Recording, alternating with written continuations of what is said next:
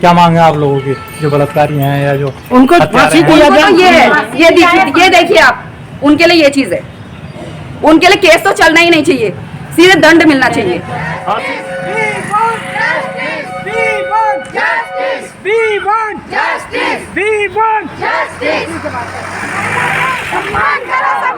इस बारे में सच कहें तो इतनी दुखद घटना है कि बोलते बोलते हमारी आवाज़ थर्रा जाती है, कांप जाती है, क्योंकि ये घटना को अगर हम अपने ऊपर लागू करेंगे तो सोच भी नहीं सकते, कार्य करना तो छोड़ो, इस घटना को सुनने के बाद किसी भी व्यक्ति का काम करने का कोई भी मन नहीं होगा। हम लोग रात्रि में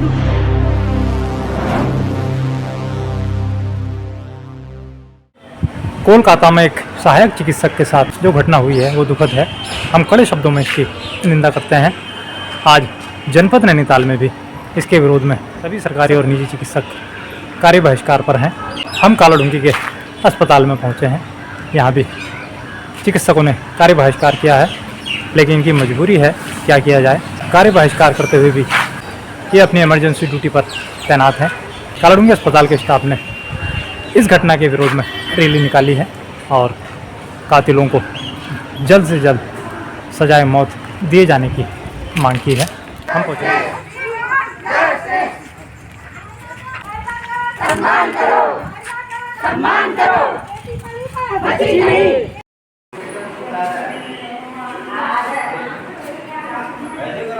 We want Justice! नारी का सम्मान करो, नारी का सम्मान करो, We want Justice! बलात्कारियों को फांसी दो, फांसी दो, बलात्कारियों को फांसी दो, फांसी दो। We want Justice! We want Justice! We want Justice! सेवा लो सुरक्षा दो, सेवा लो सुरक्षा दो, सेवा लो सुरक्षा दो। We want Justice! एक महिला चिकित्सक बड़ी बेदर्दी से गैंग बलात्कार करके उसका हत्या कर दिया गया, जिसके रोष में हम लोग और हमारे यूनियन, हमारे सभी स्टेट की यूनियन ने हमारा समर्थन भी दिया है कि हम लोग उनका जब तक न्याय नहीं मिलती और महिलाओं के क्योंकि हमारे स्वास्थ्य विभाग में सबसे ज़्यादा जो वर्कर हैं वो फीमेल हैं, महिलाएं हैं। अगर वही सुरक्षित नहीं है तो हम किसी का इलाज भी क्या कर सकते हैं। और इलाज एक ऐसा चीज़ है जिसमें कि डर बिल्कुल नहीं रहना चाहिए। अगर हम कोई काम कर रहे हैं तो ये ना हो कि हमें वो आके मार देगा, ये मार देगा, ये गलत है। चाहे आदमी हो चाहे महिला हो, सबकी सुरक्षा एक समान है और इज्जत चाहे हमारे घर की हो चाहे हमारे अस्पताल की हो, इज्जत सबकी एक समान है। में जो भी हुआ हम सभी लोगों को इसका संज्ञान है। इस बारे में सच कहें तो इतनी दुखद घटना है कि बोलते बोलते हमारी आवाज़ थर्रा जाती है, कांप जाती है, क्योंकि ये घटना को अगर हम अपने ऊपर लागू करेंगे तो सोच भी नहीं सकते, कार्य करना तो छोड़ो, इस घटना को सुनने के बाद किसी भी व्यक्ति का काम करने का कोई भी मन नहीं होगा। हम लोग रात्रि में ड्यूटी में आते हैं और हमारे साथ सुरक्षा के नाम पर कहा जाए तो एक होमगार्ड या कोई ऐसा पीआरडी जवान दे दिया जाता है जिसके लिए हम कहें मुँह में दांत नहीं पेट में आदमी, वो हमें क्या संभालेंगे। मतलब इतनी कमज़ोर सेवाएं ऐसी देनी ही क्यों है, केवल काम के नाम पे सुरक्षा के लिए सिर्फ ऐसे इंसान को खड़ा कर देना हमारी सेवा पर भी सुरक्षा के लिए कि जिसकी कोई वो ही नहीं, खुद ही नहीं संभाल सकता अपने आप को। तो मैं यही अनुरोध करूंगी, कम से कम जहां पर भी अगर सुरक्षा के नाम पर कर्मचारी दिए जाएं तो वो ऐसे दिए जाएं कि कम से कम वो उनकी सुरक्षा तो कर सकें, उनके पास कुछ तो हो। लेकिन हमारे इस कालाडूंगी के एरिया में जो भी है, सुरक्षा के नाम पर कोई भी व्यवस्था नहीं है। रात्रि ड्यूटी ज़्यादातर महिला स्टाफ के द्वारा ही की जाती है, जिसमें हम लोग को हमेशा खतरा बना रहता है। मैं अनुरोध करूंगी कि हमारे इस आवाज़ को आगे बढ़ाएं और हमको सुरक्षा प्रदान करें। क्या मांग है आप लोगों की, जो बलात्कारी हैं या जो उनको फांसी दिया जाए? तो ये है, ये देखिए आप, उनके लिए ये चीज़ है, उनके लिए केस तो चलना ही नहीं चाहिए, सीधे दंड मिलना चाहिए। फांसी दो फांसी दो फांसी दो, फांसी दो।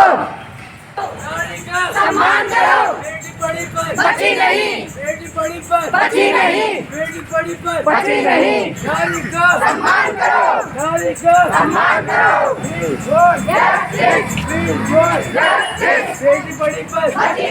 पूर्व कलकत्ता के मेडिकल कॉलेज के अंदर जो घटना हुई, ये बड़ी दुर्भाग्यपूर्ण घटना है और बड़ी दुखद घटना है।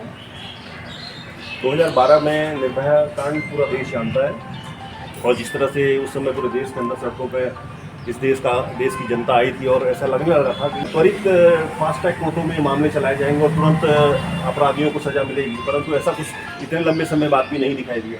और पुनः इतने 2024 में कलकत्ता के अंदर इतनी बड़ी घटना हो जाती है।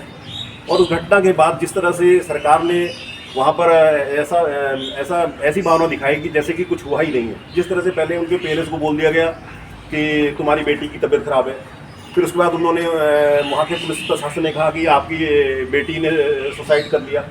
उसके बाद जब प्रेशर बढ़ा, डॉक्टरों ने, रेजिडेंट डॉक्टर और जो उस हॉस्पिटल के डॉक्टर थे, उन्होंने कहा भाई ये चीज़ ऐसा नहीं है, देखो आप लोग इस तरह से कह रहे हैं कि उसने सुसाइड किया है। उसके बाद घटना को फिर मोड़ा गया कि इसका क्या कहते हैं, किसी ने मर्डर कर दिया, कि इसकी हत्या हुई है। और फिर उसके बाद भी जब उनको लगा कि ये मामला दबने वाला नहीं है, और इस तरह से जो मामला पूरे देश के अंदर धीरे धीरे आग की तरफ फैला, और उनको मजबूरन वहाँ की पुलिस को मानना पड़ा कि इसमें बलात्कार हुआ है।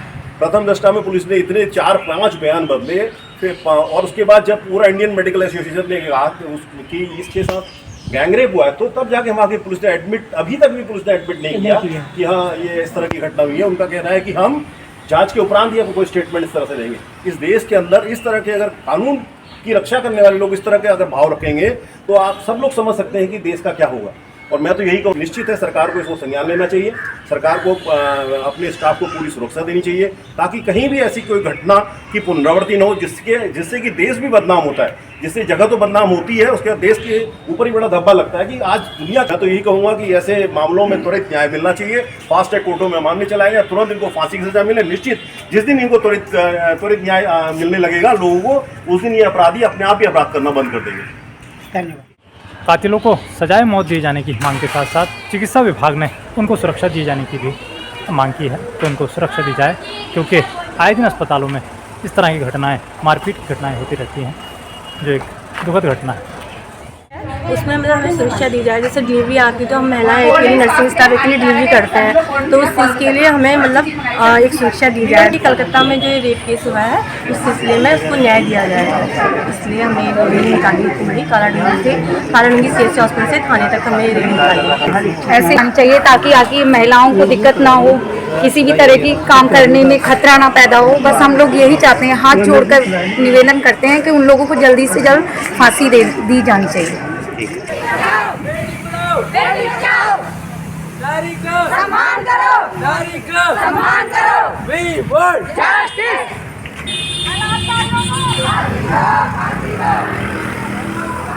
हमारे जो चिकित्सक है कलकत्ता मेडिकल कॉलेज के, उनके बलात्कार और उनको निर्मम हत्या के उसमें हम लोगों ने रोष व्यक्त करते हुए कि उनको सज़ा दी जाए, सजाए मौत दी जाए, और हमारी सुरक्षा, जितने भी स्वास्थ्य कर्मी हैं सबकी सुरक्षा शासन प्रशासन फर्स्ट हैंड लेने की कृपा करें। फिर कार्य बहिष्कार कब तक रहेगा? ये संगठन के अगली जो आदेश आएगा उसी के हिसाब से हम लोग कार्य करेंगे। 24 घंटे तक का इमरजेंसी सेवा क्या है? इमरजेंसी और पोस्टमार्टम कार्य सुचारू रूप से चलते रहेंगे। ओपीडी बंद रहेगी। धन्यवाद। कोलकाता में सहायक चिकित्सक के साथ जो घटना हुई है काफ़ी दुखद है। हम इसकी कड़े शब्दों में निंदा करते हैं।